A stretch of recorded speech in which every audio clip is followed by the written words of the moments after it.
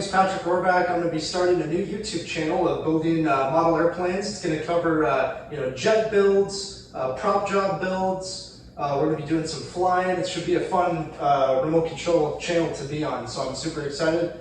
We're going to be starting out with our first build here. As you can see, it's a CARF REBEL Pro, and so I'm really excited. It should be about a part 3 series, so I'm really excited to go through the build with you guys, so let's get into it.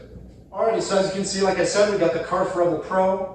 The customers decided we're going to be using FR radio system, so that's new to me. I haven't heard much. It's a relatively new radio system, so that'll be different for me and it'd be cool to try out. So, of course, with that, we're going to be running a Cortex. That's pretty standard now today. You know, in RC jets is running the Cortex gyro or a Cortex Pro gyro. I'll talk about the functionality of the Cortex versus the Cortex Pro a little bit throughout the build, and maybe give a couple pointers there. Of course, we're going to be running the JR 8911 2K brushless servos. Those are awesome servos. They've been on the market now for a little while. JR Pro just released their new 2K system, and it's been, I think every single servo now is actually a 2K servo for the most part. So definitely check that out. It's really cool, some of the new technology in those servos. So definitely something for you guys to look at. And then of course, the last thing that this airplane is going to really need is a motor, and no better way to go than a Sweewind. So we're going to be running a Sweewind from Bad Boys RC, Roman Leal and Terry Buckley, all those guys over at Bad Boys. That would be those guys are awesome, and their motors are excellent. So this will be a 190. I'm super excited for this build, and yeah, so let's get into it. Okay, everybody, so first thing we're going to look at here is one of the stabs, one of the horizontal stabs. And as we look at it here, we're given this linkage, and we've put that together, and I've just put the bolt and the nut together and got it all kind of situated here. This airplane was bought secondhand, so some of the things are done to it, some is not. But basically, what we can look at here is we've got our pocket down in the elevator, and we're going to take one of our 8911 2Ks and install it down in that well right there. So we'll get back to that here in a second. Pretty standard with CARF models. They come with the the normal horns installed. That's pretty common for most all CARF airplanes. So anyways, let's get to mounting that servo, and we'll get back with you. Okay, so we've gotten the JR servo put into the airplane, and as you can see, we've gone ahead and gotten all the holes drilled for the servo for our screws. I think I don't have a manual with it, but I'm guessing they want you to route the wire, in that horizontal section there above the servo. I didn't like that because the way the servo lead ran back there, it had to put kind of a harsh bend on the servo lead, so I ran it through the front. Maybe that is how you're supposed to do it, but we're going to make sure to secure that wire kind of up towards the leading edge inside, away from the gear where the linkage will be, to prevent any kind of issues there.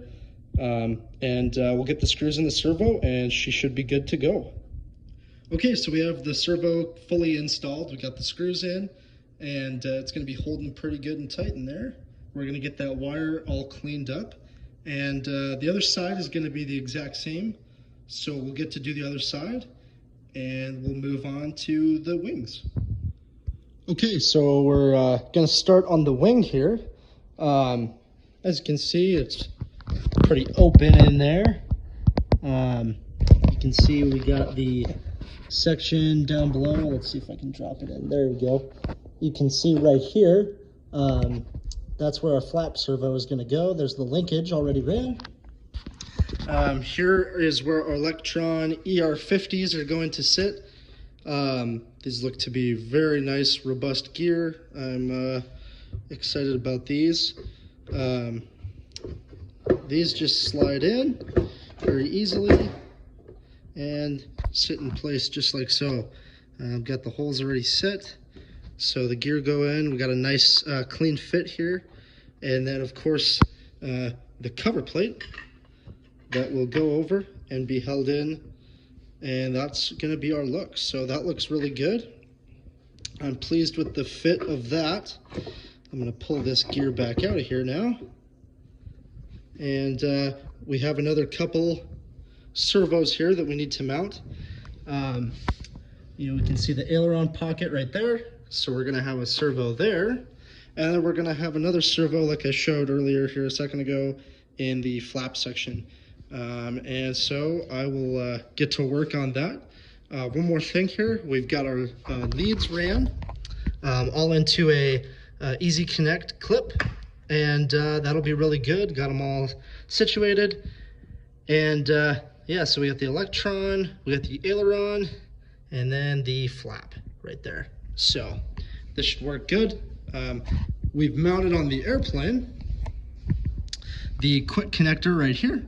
And so it'll be really nice when the wings come off, you can click and disconnect and it'll work out very well. So, alrighty, let's get to work on those wings. All right, everybody, so got the aileron servo in right there. We've got the flap servo in right there. And we're just getting ready to reinstall the gear back in. You can see we've got the wire ran down into the well here. Put some of those clips in there to keep it away, and then it runs back. So I've connected it to the actual electron retract unit, and then this wire that I just have, sitting out right now, will run it up to the brake on the gear. So yeah, let's install this, and I'll show you what that looks like when it's done. Okay, so we got the gear mounted in. We're just going to hook it up and retract the gear, put the gear down so we can figure out kind of the slack in the situation of, mounting this wire to the side of the strut. And we'll put the cover in. And that should be done on this wing. All right, guys, so that's going to do it for part 1 of this build series. We'll get into doing some of the electronics and mounting the things like that up front here in part 2, and then we'll do the maiden flight in part 3 and see how it goes. I didn't get it on video, but I'll show it really quick here. As you can see, we've also mounted the rudder servo and linkage.